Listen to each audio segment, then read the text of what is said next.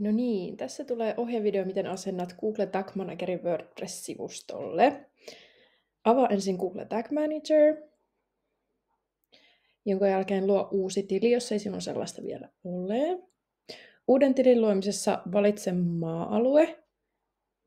Anna kontainerille eli säilölle nimi, yleensä www.sivustosinimi.fi tai com, mikä se sitten onkaan. Ja valitse web, jos on kyseessä tosiaan nettisivusto.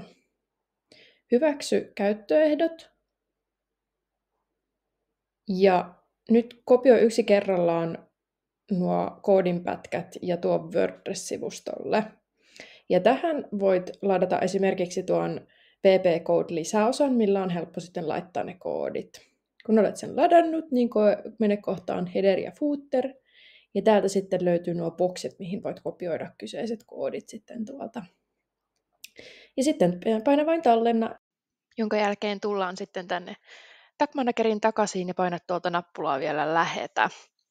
Ja nyt olet sitten asentanut WordPress-sivustollesi Google Tag Managerin.